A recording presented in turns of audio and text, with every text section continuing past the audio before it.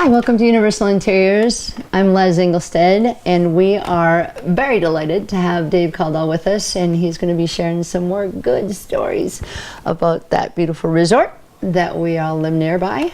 And today I'm thinking of just asking you, Dave, some special fond memories of Fair Hills that you would like to get across, or the memory of just the days gone by compared to today.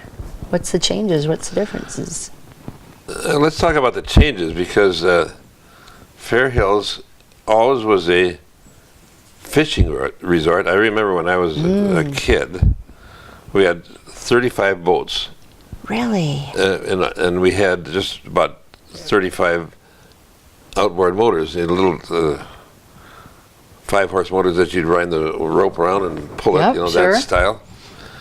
And one of the good memories of having those motors and all those boats, we would have extra ones, and so son Steve, when he was, I told the kids that they could use those motors in the distance of there's 1,100 feet of shoreline or something like that, and if they could start it, then they could run it. They could do it. Okay. Well, Steve finally had enough muscle to wind the rope around and start it when he was 6. And then his younger sister, Lisa?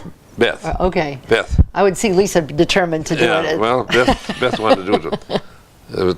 She couldn't do it till she was had enough muscle when she was 6 years old. So that's one little side. But anyway, we don't have fishing anymore. No.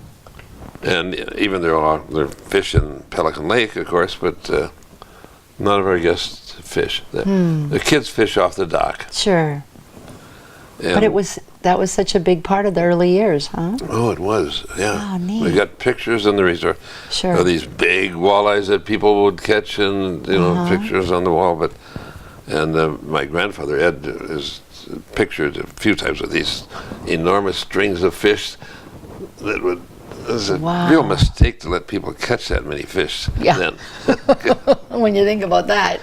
Also, there was a picture of him with was it a business, the ice, or was that blocks of ice? Was that just something for you all? We put up ice because we didn't have any refrigeration until 1950 or 51, and we'd put up 1,000 cake of ice. We called them cakes. Okay. And they were 2 foot by 2 foot by however thick it was. Okay. And they usually weighed about 450 pounds. And this was just a small operation compared with a huge operation in Detroit Lakes that put up ice for the railroads there. Oh, they had... Really? Oh, that was really big time. They employed for the railroads. lots of people. But anyway, our small operation was saw it with a circular saw and marked off, and we sawed them pretty square. I don't know how they did it, but that was kind of fun helping. And then we'd skid it onto a truck, and then we take it up to an ice house, which is now our cabin 60 for employees. Really? Yeah. And then ice house. And then we had another ice house too, right next to the kitchen. And then we'd bring the ice out, wash it off, and then drag it into the cooler space where it'd sit there and gradually drip down, but keep meats cold and vegetables cold, and that it was a big time operation. Things we don't think about, Oh no, gee, it was a lot of heavy work, and then another heavy work in the wintertime that people wouldn't think about is putting up enough small firewood, like split firewood, chunks that big, for every one of the about 40, 50 cabins. Whoosh. We quit that when we get propane gas in 1948. But I can remember as a kid, on rainy Sunday days, or not Sunday, any day, rainy days or cold days, you'd get a load of wood like that, and then you'd go knock, knock, knock, and kind of hit it against the screen door, and then try and open the door with your foot, and then open the door, hoping that there's nobody there. And I can remember as a 14-year-old kid. Uh-oh. Going in, there's the woman entirely nude, and I went, ah! And I just, Up went the wood. I just dropped the wood and ran out. The wood kept the door open, I'm sure. I don't know what happened. Yeah. I just disappeared. So, one of those but memories. these people had to build a little fire in each little cast iron. Yeah. It was about that long and that high, and it had little legs on them. And That was a source, unexpected, and that's oh yeah, what that was, right? was they just expected that. Oh, neat. And if you take a look around the resort, is there anything that's original from the early days, or even that you've had for quite a while? Because isn't the dining room quite? well, the dining room, Some history to that one? kept getting added on. Sure. We demolished the kitchen part because it had a tin roof on it, and the tin roof will always keep leaking when sure. made in the olden days. I don't know. I think they have Yes, nowadays. metal I was don't- right. roofs now, but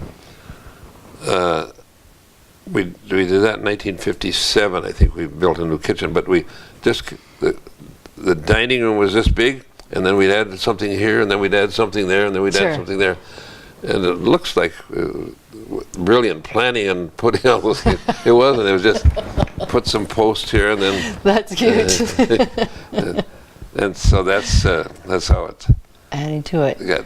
And as far as original cabin, did I start telling you that cabin 29 has the original canvas on it? Yeah, you said something. And I can't think of another Yeah.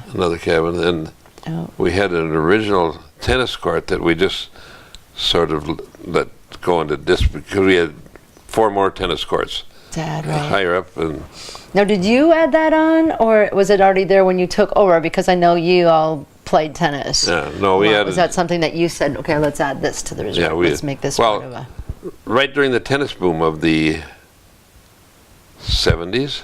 Okay. The one actually the original tennis court was 2 tennis courts, Okay. and it was adequate. Okay. But then we added another one that was the right size and everything, and it's a fake grass court that people love. It's sand and fake grass, and then we added another hard court. So there's 6 courts now, but it's down to 4 because the Yeah. tennis boom is not. Nope. Didn't materialize. Right. Again, things just shift and change, Yeah. and there's definitely a lot of that. I'm sure you have seen through the years. And because of the poor fishing at Lake 5, or at Fair Hills, we bought Lake 5 in 19... Oh, fun. I A while can't- ago. I can't remember, just 1976. Okay. So your kids were a little bit older then. Yeah, Yeah. they were old enough to help go To in there be and part of. clear.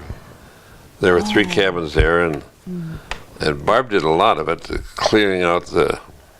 It's such a beautiful... Well, it is a beautiful spot, but and we've sort of decided. We didn't sort of decide. We just decided as soon as we heard about zebra mussels and everything like that. Nobody can launch a boat there, and we even make the DNR who want to do a fish survey every 5 years ago. We want to check You've their been canoe. good and disciplined. Yeah. Good for you. That's such a beautiful resort. Just such a beautiful resort. And I just want to say, Dave, again, time runs out so quickly visiting with you because you are just a fountain Yeah, of fun just here. keeps flowing out of me. Just flows. And Larry Swenson and I are writing a book.